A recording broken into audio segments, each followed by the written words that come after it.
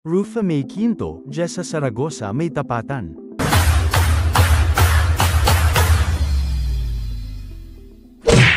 Naging tampok sa mga usap-usapan ng mga netizens ang muling pagsasama ni Rufa May Quinto at Jessa Saragosa sa isang espesyal na okasyon sa Laguna, na ginanap bilang bahagi ng ika-15 anibersaryo ng pagiging lungsod ng isang bayan doon.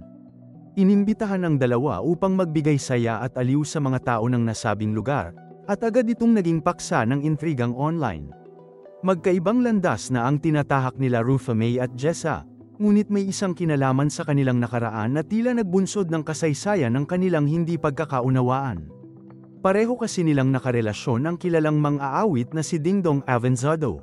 Si Rufa May at Dingdong ay naging magkasintahan noong nakaraan, ngunit nagkaroon sila ng mga isyu na nauugnay sa kanilang relasyon.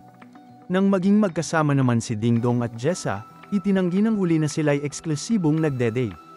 Sa kabila ng pagtatangka nilang ipagpatuloy ang kanilang mga buhay, hindi rin nawala ang tensyon sa pagitan ng dalawang babae. Hanggang sa ngayon, tila hindi pa rin nagkakaayos sina Rufa May at Jessa. At hindi pa sila nagkakaroon ng pagkakataon na mag-usap at magkaayos. Sa isang interview, sinabi ni Rufa May na hindi na niya nararamdaman ang pangangailangan para sa isang closure ukol sa hindi pagkakaunawaan nila ni Jessa. Ayon sa kanya, nakapag-move on na siya mula sa nangyaring hidwaan, at nakatuon na siya sa kanyang pamilya at personal na buhay. Kung tatanungin siya tungkol sa mga isyong nagbunsod ng kanilang hindi pagkakaintindihan, sinabi niyang hindi na siya naglalayo ng anumang reconciliation. Bagamat pareho na silang may mga pamilya, ang kanilang nakaraan ay patuloy na pinag-uusapan sa social media. Dahil dito, hindi nakaligtas sa mata ng publiko ang mga reaksyon ng mga netizens na tila naghahanap ng drama sa kanilang posibleng muling pagkikita. Agad nagkaroon ng mga haka-haka at espekulasyon ukol sa kung ano ang mangyayari sa kanilang unang pagsasama pagkatapos ng lahat ng isyu sa pagitan nila.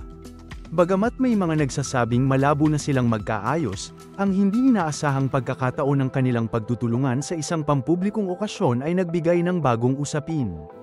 May mga nagsasabi na marahil ito na ang pagkakataon para magkaayos ang mga dating magkaibigan, ngunit sa kabilang banda, may mga nag-aalala rin na baka magdulot lamang ito ng bagong tensyon sa pagitan nila.